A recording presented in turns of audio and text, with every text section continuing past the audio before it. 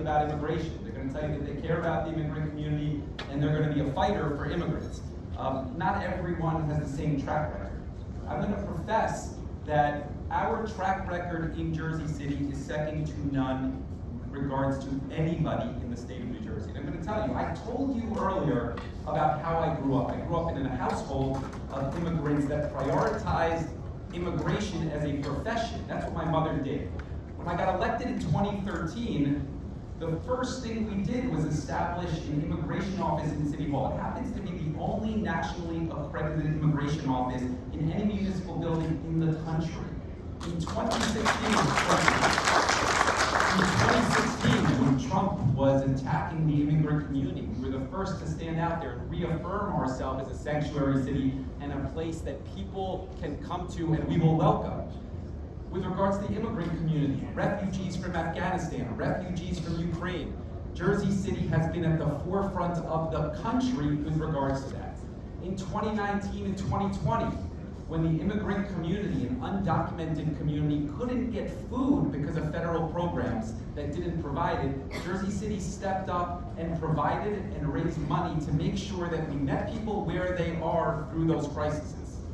I tell you that because our track record on this is strong, it is something close to me, and I think the biggest indicator of how somebody will act as a governor is what have they done in the past on this issue. So let's talk about what needs to happen here. The reality of the situation is, I think Raz hit the nail on the head. There are state issues that we need to focus on. Not everybody who's running for governor on the Democratic side will unapologetically say that they support the Immigration Trust Act. Do not misconstrue that. There's only a handful of us that will say that clearly. Other people will tell you what the problem is and wordsmith it, but they will conveniently not tell you that, okay? Me, unapologetically, we need to pass it and lean into it and be aggressive on it and pass the Immigration Trust Act. Number two, the Attorney General. Our current Attorney General has been leading the fight nationally with regards to pushing back on President Trump. I've said from the beginning that he should have the opportunity to stay because it is important for continuity to push back on President Trump at the federal level. Now I tell you, when the political machine gets together and they select a candidate, they also select who the Attorney General is. That's the way it works in New Jersey. So when somebody is willing to tell you that this current Attorney General, who is not my pick of Attorney General, is doing a good job on behalf of you, you should listen to that. Third, I will tell you that you are seeing nonprofits that help people with legal immigration here in New Jersey having all of their funding dry up. And it is imperative that New Jersey steps in and helps fund those gaps between DHS.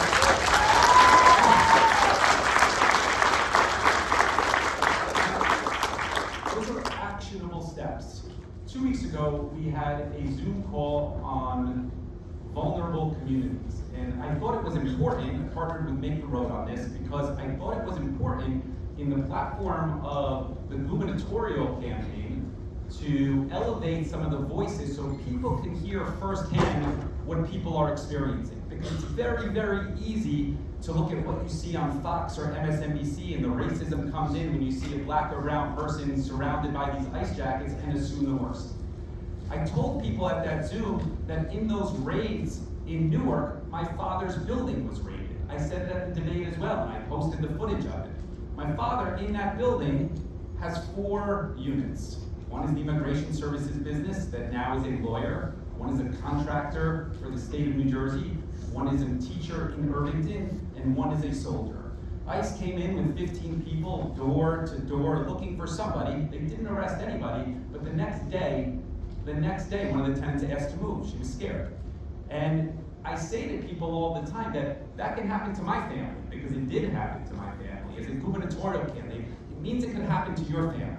And if you think about the fact that regardless of where you are on this immigration conversation, regardless of where you are, you should understand that there is due process and protections that the Constitution affords every single individual.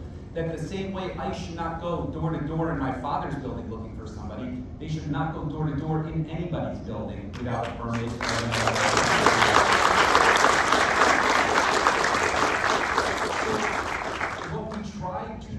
on that Zoom call, and I think it's important, is recognize the fact that calling your federal elected officials is important. You should never minimize that. It's important. But we live in a world in Washington that's gerrymandered. We live in a world in Washington, unfortunately, that there is a Republican president and a Republican Congress.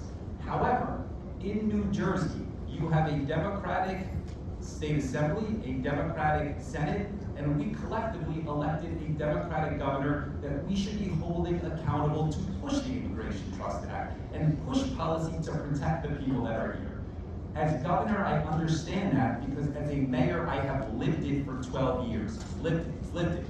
I think that when we think about who the next governor is, being the experience of a mayor and an executive and living these experiences is a very important thing. Understanding the connectivity between state government and local government and how it impacts your residents and the immigrants that live there. And that, I think, is a differentiator when it comes to me and our campaign for governor. Thank you.